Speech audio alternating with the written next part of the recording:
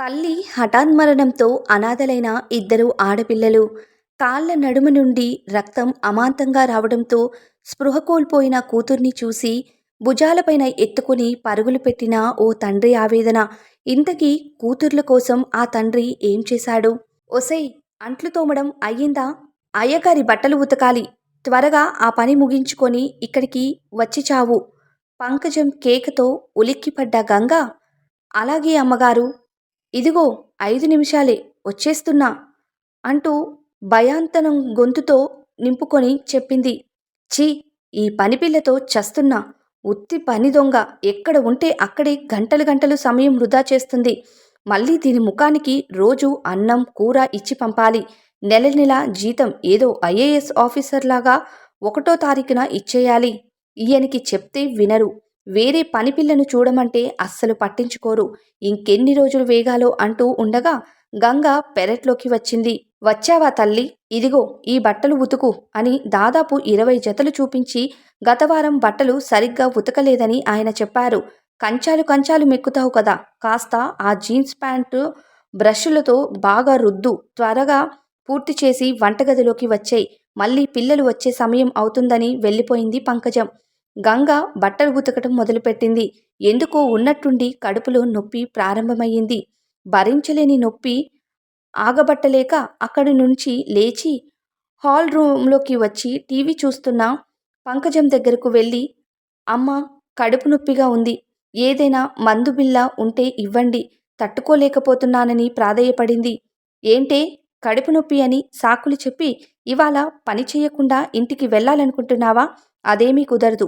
మందు లేదు గిందు లేదు. నాటకాలు మాని వెళ్ళి బట్టలు త్వరగా ఉతికి వచ్చేసేయ్ అని కోప్పడింది. నిజంగానే కడుపులో గుచ్చుతున్నట్లు ఉంది అమ్మా. అమ్మగారు, తట్టుకోలేకపోతున్నాను. ఏదైనా మందు బిళ్ళ ఇవ్వండి. లేదంటే చచ్చిపోతానేమో. చాలా బాధగా ఉందని మొరపెట్టుకుంది గంగ. ఒక్కసారి చెప్తే అర్థం కాదా నీకు? నోరు మూసుకొని వెళ్ళి పని చెయ్యి అనగానే చేసేది లేక మెల్లగా బయటికి వస్తుండగా గంగ కాళ్ల నడుమ నుండి రక్తం అమాంతరంగా రావటంతో అక్కడే స్పృహ తప్పి పడిపోయింది. పంకజం వెంటనే, చీచీ, పండగ కోసం ఇల్లు శుభ్రం చేసుకున్న, మొత్తం గలీజు చేసి సచ్చిందని ఈసడించుకుంటూ గంగ ముఖంపై నీళ్లు చల్లి, లేచి చావు. ముందే చెప్పి చావచ్చు కదా నెలసరని. ఇప్పుడు చూడు, ఇల్లంతా మైలపడిపోయింది. మళ్ళీ శుభ్రపరుచుకోవాలి. ఇంట్లో నుండి బయటికి వెళ్ళిపో అంది.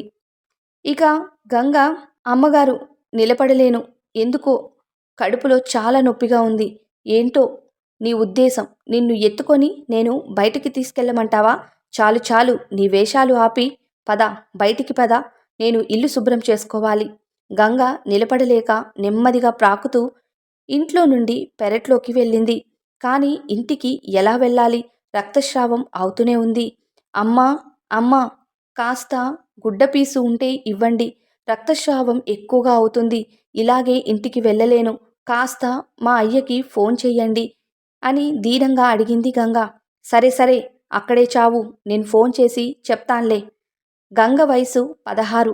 తల్లి 5 సంవత్సరాల క్రితమే అనారోగ్యంతో కాలం చేయటంతో చదువు ఆపేసి ఇళ్లల్లో పనులు చేస్తూ తండ్రికి చేదోడు వాదోడుగా ఉంటుంది. తండ్రి సూరయ్య పెళ్ళి పల్లెలో వ్యవసాయ కూలీగా పనిచేసేవాడు. పంటలు పండక కూలి పనికి ఎవరూ పిలవకపోవటంతో 6 నెలల క్రితమే పట్టణానికి వలసొచ్చాడు. మరో పెళ్లి చేసుకో అని ఎంతమంది చెప్పినా వచ్చిన భార్య తన పిల్లలను సరిగ్గా చూసుకుంటుందో లేదో అని పెళ్లి చేసుకోకుండా పిల్లలతో కలిసి పట్టణంలో ఉంటున్నాడు. సూరన్నకు 2 కూతుర్లు. మొదటి కూతురు గంగ 8 వరకు చదివింది. రెండవ కూతురు ప్రభుత్వ బడిలో 6వ తరగతి చదువుతుంది. పంకజం సూరన్నకు ఫోన్ చేసి, ఇదిగో సూరన్న, నీ కూతురు నెలసరి అయ్యింది. వెంటనే వచ్చి తీసుకుపో. అయినా నెలసరి రోజుల్లో ఎందుకు పంపి చచ్చావు? నా ఇల్లంతా గలీజు చేసిందంటూ అటువైపుగా సమాధానం వినకుండానే ఫోన్ పెట్టేసింది. విషయం తెలుసుకున్న సూరన్న హడావడిగా పంకజం ఇంటికి చేరుకున్నాడు. ఇంటి బయట ఒక మూల తన కూతురు చచ్చిన శవంలా పడి ఉండటం చూసి తండ్రి గుండె తరుక్కుపోయింది. పరిగెత్తుకుంటూ వెళ్ళి, అమ్మా, గంగా, గంగా, లే తల్లి, ఏమైంది? కళ్ళు తెరువు అని గుండెలు బాదుకుంటున్నాడు. కాని గంగ లేవడం లేదు. రక్తపు మడుగులో నిర్జీవంగా పడి ఉంది. సూరన్న కేకలు విని బయటికి వచ్చిన పంకజం, ఏంటి అలా కేకలు పెడుతున్నావు? గట్టిగా అరవకుండా నీ కూతుర్ని తీసుకెళ్ళు. నెలసరి ఎక్కువైంది అంతే. దానికింత చించుకోవాలా?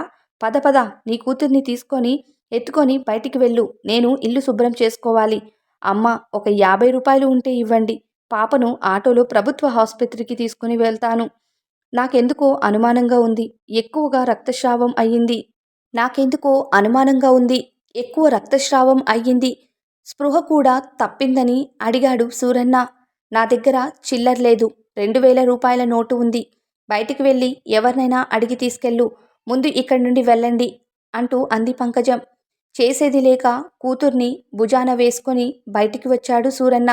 దారిలో విషయం చెప్పి ఎంతమందిని డబ్బు అడిగినా ఎవ్వరూ ఇవ్వకపోవటంతో ఇక పరిగెత్తుకుంటూ వెళ్తున్నాడు. అది గమనించిన శైలజ అనుమానం వచ్చి సూరన్నను ఆపి, ఏమైంది? ఎవరి అమ్మాయి? ఎందుకు పరిగెడుతున్నావు అని అడిగింది. సూరన్న జరిగిన విషయం చెప్తుండగానే రక్తస్రావం గమనించిన శైలజ వెంటనే ఆటోని పిలిపించి ఆసుపత్రికి బయలుదేరారు. ఆటోలో సూరన్న విషయం మొత్తం చెప్పాడు. ఆసుపత్రికి చేరుకోగానే వైద్యులు పరీక్షించి చేసి రక్తం చాలా పోయింది. A+ రక్తం కావాలి, త్వరగా ఏర్పాటు చేసుకోండి అనగానే శైలజ తన ఫ్రెండ్స్కి ఫోన్ చేసి విషయం చెప్పగానే రక్తం ఇవ్వటానికి వెంటనే 2 స్నేహితులు వచ్చి రక్తదానం చేశారు. రక్తాన్ని ఎక్కించిన 2 గంటలకి గంగ స్పృహలోకి వచ్చింది. శైలజ ప్రభుత్వ అడ్వకేట్. విషయమంతా తెలుసుకుని పంకజం మీద కోర్టులో కేసు వేసింది. 10 రోజులు గడవకముందే పంకజం ఇంటికి పిల్లలతో పని చేయించుకోవటం, తీవ్రంగా హింసించటంపై వివరణ కోరుతూ కోర్టుకి హాజరు కావాలని పంకజంకు నోటీసులు అందాయి. భార్యాభర్తలు ఇద్దరూ బెదిరిపోయి ఒక లాయర్ని నియమించుకున్నారు. కోర్టులో వాదనలు ప్రారంభమయ్యాయి. గంగ తరపు న్యాయవాది అయిన శైలజ, చూడండి, పిల్లలతో పని చేయించుకోకూడదని, అది నేరమని మీకు తెలీదా అని పంకజంను అడిగింది.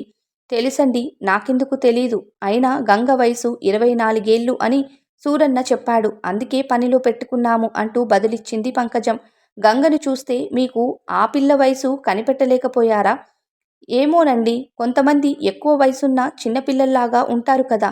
అవునవును, నిజమే. కొంతమంది ఎంత వయసు పెరిగినా మానవత్వం లేకుండా మీలాగా ఉంటారు కదా.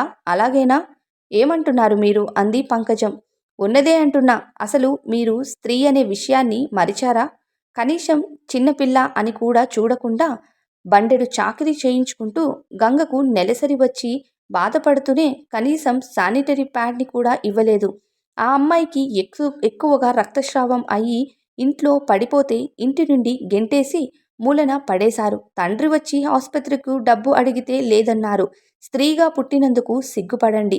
ఇదంతా విన్న పంకజం తరపు న్యాయవాది, యువరానర్, నా క్లయింట్ పంకజం నిరపరాధి. నిజానికి ఆసుపత్రికి వెళ్ళమని సలహా ఇచ్చి పంపింది కూడా పంకజమేనని వాదించాడు. వెంటనే శైలజ, లేదు లేదు యువరానర్, స్వయంగా నేనే సూరన్నను గంగను ఎత్తుకొని బజారులో పరిగెడుతుంటే ఏం జరిగిందా అని విషయం తెలుసుకొని హాస్పిటల్కు తరలించాను అంటూ చెప్పడంతో డ్రైవర్ని అలానే గంగకు వైద్యం చేసిన వైద్యుడిని సాక్ష్యాలుగా ప్రవేశపెట్టింది శైలజ. సాక్ష్యాల్ని పరిశీలించిన న్యాయమూర్తి బాల కార్మికుల చట్టం కింద 2 సంవత్సరాలు జైలు శిక్ష వేసి, అసలు గంగ నెలసరి అయ్యిందని తెలిసి కూడా తనతో అమానుషంగా ప్రవర్తించిన తీరుని ప్రవర్తిస్తూ, ఇక ఒక స్త్రీ అయ్యుండి కూడా ఇలా కనీస మానవత్వం లేకుండా ప్రవర్తించటం సభ్య సమాజం తలంచుకునేలా చేసింది. ఈ సందర్భంగా ప్రభుత్వానికి కోర్టు కొన్ని సూచనలు చేస్తుంది. ఈ దేశంలో ప్రతి పండుగకు ప్రభుత్వం సెలవు దినం కేటాయించింది. అలాగే అన్ని రంగాల్లో ఉన్న ప్రతి మహిళకు నెల 3 రోజుల పాటు నెలసరి సమయంలో సెలవు ఇవ్వాల్సిందిగా సూచించినారు. అది కేవలం ప్రభుత్వ ఉద్యోగులకే కాదు, ప్రతి మహిళకు వర్తించేలా చట్టం తీసుకొచ్చి అమలు పరిచేలా చేయాలి. నెలసరి గురించి కార్యక్రమాలు చేపట్టి అవగాహన కల్పించాలి. ప్రతి నెల ప్రభుత్వం ఎలా అయితే పేద ప్రజలకు తక్కువ ధరకే సరుకులు ఇస్తుందో, అలాగే నెలసరి సమయంలో ప్రతి మహిళకు కావలసిన శానిటరీ ప్యాడ్లను ఉచితంగా అందించాలి. నిజానికి చాలా మూఢనమ్మకాలతో ఆ సమయంలో వారిని దూరం పెట్టి మానసిక శోభకు గురి చేయకండి. నెలసరి ఒక సాధారణ విషయమేనని ప్రజలందరికీ అవగాహన కల్పించండి. బాలకార్మిక చట్టాలు మరింత కఠినాంతరం చేయాల్సిందని ప్రభుత్వానికి సూచిస్తున్నాము. దీనిపై నెల రోజుల్లో ప్రభుత్వం తరపు నుండి నివేదిక సమర్పించాలని అత్యున్నత న్యాయస్థానం తీర్పిచ్చింది.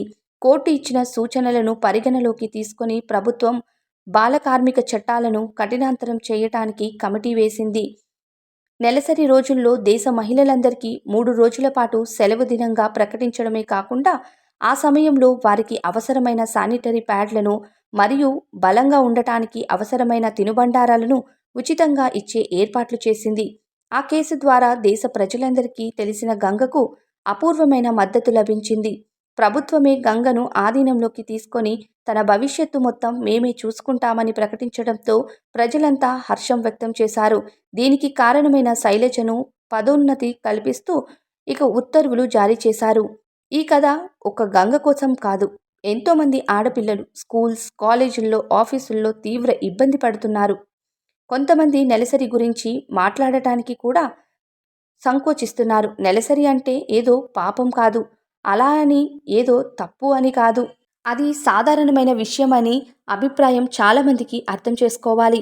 నెలసరి గురించి అందరికీ అవగాహన కలిగేలా కథలో చెప్పినట్లు నెలకు 3 రోజులు కాకపోయినా కనీసం 2 రోజులు సెలవు ప్రకటిస్తే మహిళలు ఆనందిస్తారు. ఈ కథ మీకెలా అనిపించిందో మీ విలువైన అభిప్రాయాల్ని కామెంట్ బాక్స్లో షేర్ చేయండి. ఈ కథ మీకు నచ్చినట్లయితే ఒక లైక్ చేసి మరిన్ని ఇంట్రెస్టింగ్ కథల కోసం మన ఛానల్ని ఇప్పుడే సబ్స్క్రైబ్ చేసుకోండి. Thank you so much for watching.